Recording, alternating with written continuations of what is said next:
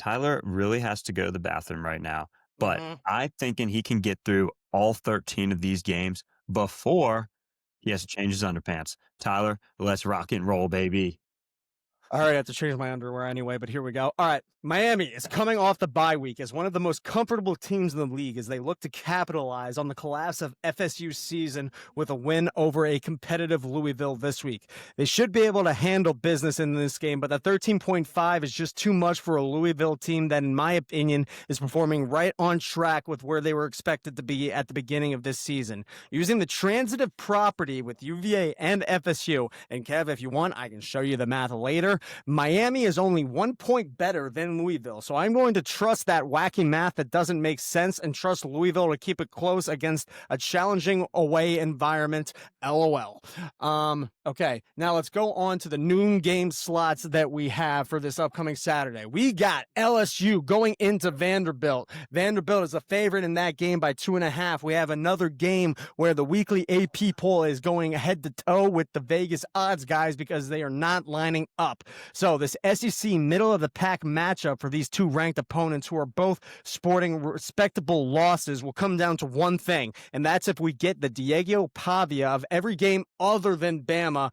So if that happens, Vandy should be able to run away with this game. LSU has been playing well in quotes, but when you look at their win column, they don't have a single Power 4 opponent on there who is any better than 3-3. So ironically, this is their first test. I love this season because if I could time travel back to week 1 and tell myself that the LSU against Clemson means absolutely nothing, I would. Since Vanley would only need to win by a field goal for this one, I like the Commodores. All right, now we got Georgia Tech at Duke.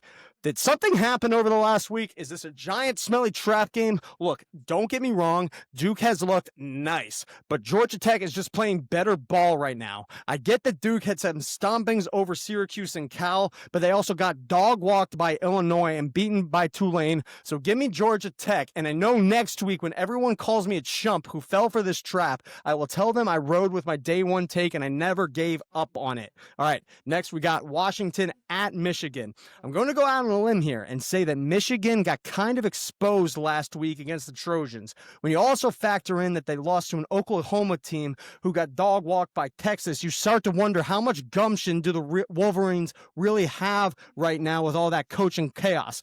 Meanwhile, Washington has a certain case for wanting to be ranked that we talked about earlier in this episode based on their playing the Big Ten this year, with their only loss being to an Ohio State team where they were able to keep up with them at the first half. All that being said here, I like Washington to keep it close, but the home field advantage might be the it factor in this game to help Michigan actually put it away. All right, talking about Oklahoma versus South Carolina, which is going to be the last noon slate game that I have on.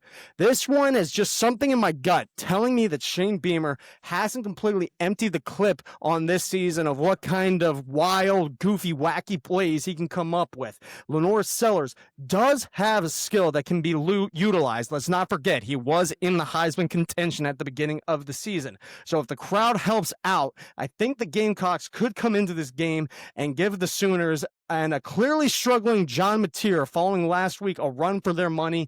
Give me South Carolina to cover. All right, we already talked about Ole Miss at Georgia, Texas A&M versus Arkansas. Right now, Texas A&M is riding high. They never would have thought that they were in a spot to be leading the SEC this close to Nick Saban's retirement as they are right now in this season.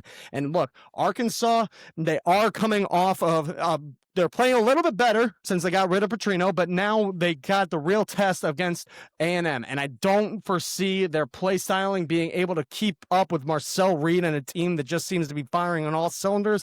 Give me A&M to cover. All right, going a little bit off grid here, we got to talk about some Power 4 games. I got ODU at JMU. With James Madison currently 3-0 in the Sun Belt, they find themselves in a good spot to get a championship under their belt if they can keep the momentum going, with their only loss being a 14-point drop to a Power 4 opponent in Louisville, who I already mentioned looks okay this season. Since that loss, they've had a positive margin of 9.2 points per game. Now, while ODU's record is not as impressive as JMU's, they do have a Power 4 victory against Virginia Tech, and they came closer to beating Indiana than Illinois did with a 27-14 loss. While looking at these resumes would be enough for someone to take ODU, I am seeing that JMU has started to get it going with their defensive stats on an upward trend for the last few weeks. That being said, give me the Dukes and give me the over on this one. Now, with UTSA and UNT, I normally wouldn't dive this deep into the Power Fours like I'm doing right now in an American Conference game that doesn't quote unquote really have any playoff implications. But I've started hearing some rumblings that Eric Morris, the head coach for UNT, is on the short list for potential replacements for James Franklin.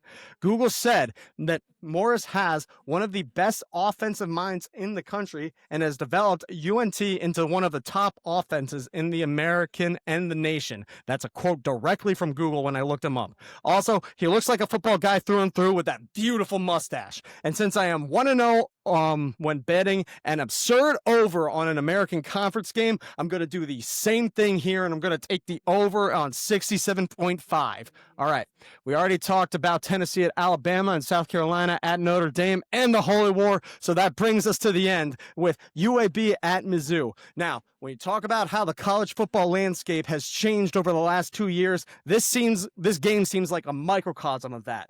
In 2023, I easily could have seen myself saying something like, Auburn isn't in the best place right now, but if the right things go their way, there could be a contender for the playoffs.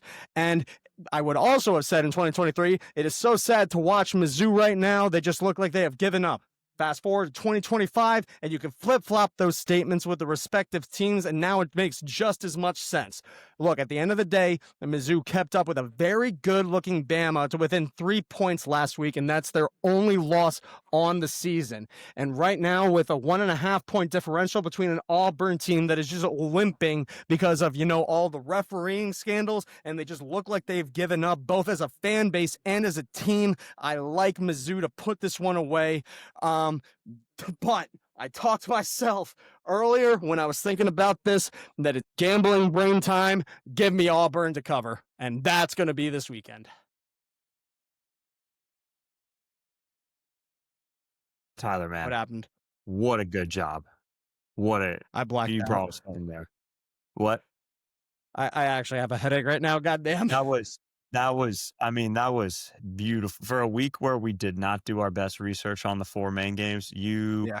saved us. I had 3 quick thoughts on what you said that I wrote down. Yeah, I'm sure most of it didn't make sense. What do you got? No, it was very coherent. But so Louisville, Miami, one thing I'll note, their Yeah. loss to UVA, they gave up 2 non-offensive touchdowns, and they still battled back down 10 in the fourth quarter, sent it to overtime. My other note, I will say, I think hold on. oh. If anybody wants to check, I did actually do the math where I came to the conclusion based on the transitive property. I double checked. And technically speaking, if you look at that, then Miami is only 1 point better than Louisville. Hey, lock it in. If they win by 1, you guys got to subscribe. I think LSU beats Vandy just because I'm predicting a slight collapse for Vandy. Not big one. I still think they go 8-4, whatever. But that is just a hunch. There's no stats behind it. And look, part of I think our brains this season, Gavin, we're both always just rooting for the teams that are finally getting their shot. You know what I mean? Like Vandy, Mizzou, Texas Tech, like Illinois, Indiana. Like it's a year for the teams that have not been football teams. You know what I'm saying? Agreed. So I'm biased. I'll be the first to admit it. That's why I kind of at the end there just flip flopped and took Auburn because I saw myself just falling into the traps. But wait, you talked about Georgia Tech and Duke. Do you understand that spread better than I do? No, I mean, Duke's a tough out at home, but yeah, I don't believe Georgia Tech has any injuries. Yeah, and they're the dog.